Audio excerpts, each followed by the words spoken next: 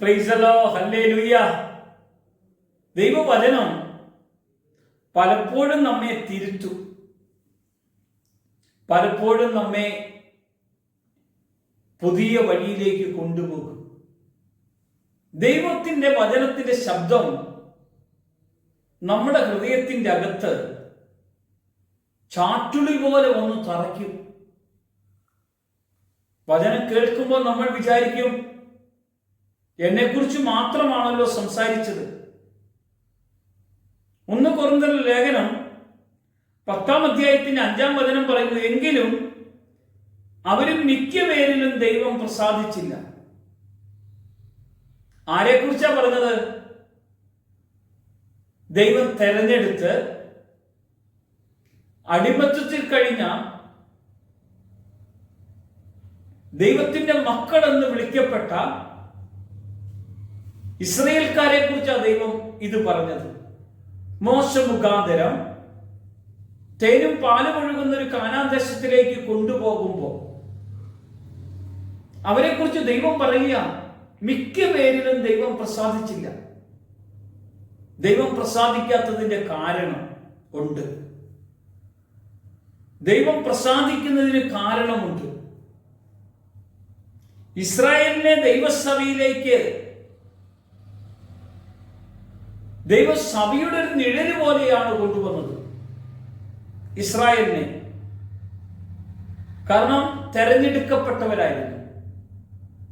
ദൈവസഭ തെരഞ്ഞെടുത്തത് ആര്? ക്രിസ്തുയേശുവിൽ. ഇവിടെ എങ്ങനെയാണ് ദൈവപ്രസാദം ഉണ്ടാകാതെ വന്നത്? നമുക്ക് 2-3 കാര്യങ്ങൾ പരിചയപ്പെടാം. ദൈവം പ്രസാദിക്കാതിരുന്നതിന്റെ കാരണം 1, ദുർമോഹികളായി തീർന്നു. 1 കൊരിന്ത്യർ 10:6 പറയാം, ഇത് നമുക്ക് ദൃഷ്ടാന്തമായി സംഭവിച്ചു, അവർ മോഹിച്ചതുപോലെ നാമും ദുർമോഹികളാകാതിരിക്കേണ്ടതിന് തന്നെ. ദുർമോഹികളായതുകൊണ്ട് ദൈവം പ്രസാദിച്ചില്ല. 2, വിഗ്രഹാരാധികളായിരുന്നത് കൊണ്ട് ദൈവം പ്രസാദിച്ചില്ല. 3, പരസംഗം ചെയ്തതുകൊണ്ട് ദൈവം പ്രസാദിച്ചില്ല. 4, കർത്താവിനെ പരീക്ഷിച്ചതുകൊണ്ട് പ്രസാദിച്ചില്ല. 5, അവർ പിറുപിറുത്തതുകൊണ്ട് പ്രസാദിച്ചില്ല.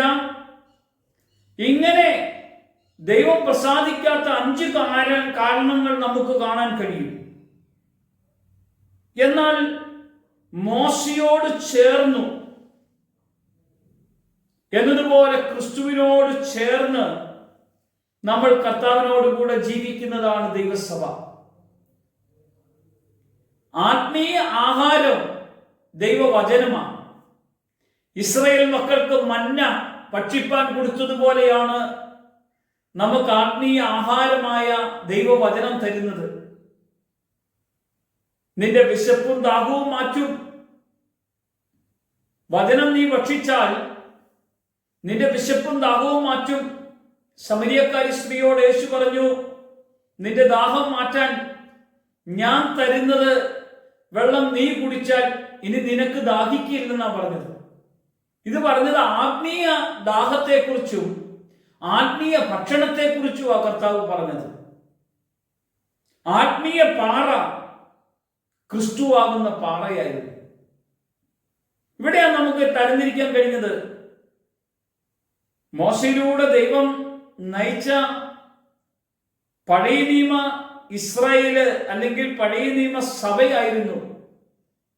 അതിനൊരു പ്രത്യേകത 10-ാം അധ്യായത്തിന്റെ 1 മുതലുള്ള വചനത്തിൽ വായിക്കുമ്പോൾ, സഹോദരന്മാരെ, നമ്മുടെ പിതാക്കന്മാർ എല്ലാവരും മേഘത്തിന് കീഴിലായിരുന്നു. എല്ലാവരും സമുദ്രത്തിൽ കടന്ന് എല്ലാവരും മേഘത്തിലും സമുദ്രത്തിലും സ്നാനമേറ്റു മോശയോട് ചേർന്നു. പഴയ നിയമത്തിൽ അങ്ങനെയായിരുന്നു. സമുദ്രത്തിലൂടെ കടന്ന്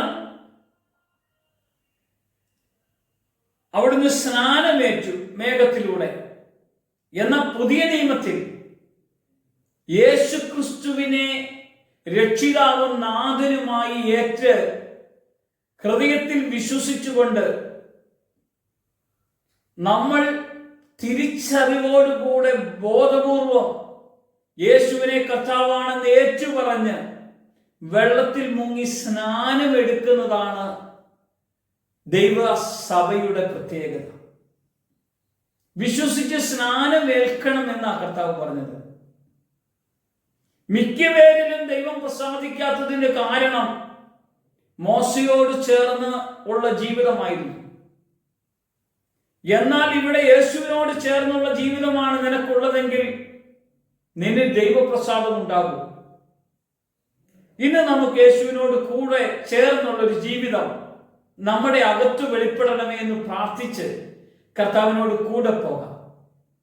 കർത്താവേ, നിന്റെ വചനം എനിക്ക് എൻ്റെ ജീവിതത്തിൽ ഒരു വലിയൊരു ആത്മീയ ഉണർവ് വെളിപ്പെടണം എൻ്റെ അകത്ത്. കാരണം മിക്കപേരിലും ദൈവം പ്രസാദിച്ചില്ലെങ്കിൽ അതിന് കാരണമുണ്ട്. എന്നിൽ ദൈവം പ്രസാദിക്കുന്നു എങ്കിൽ ക്രിസ്തുവിനെ ഞാൻ രക്ഷിതാവും നാഥനുമായി സ്വീകരിച്ച് അവന്റെ കൂടെ കടന്നു പോകത്തക്ക വിധം അവിടുന്ന് എന്നെ നീ ഒരുക്കുന്നു. കർത്താവേ, ഈ വചനം കേൾക്കുന്ന എല്ലാവരെയും നീ അഭിഷേകം ചെയ്യണം. യേശുവിൻ നാമത്തിൽ ആമേൻ.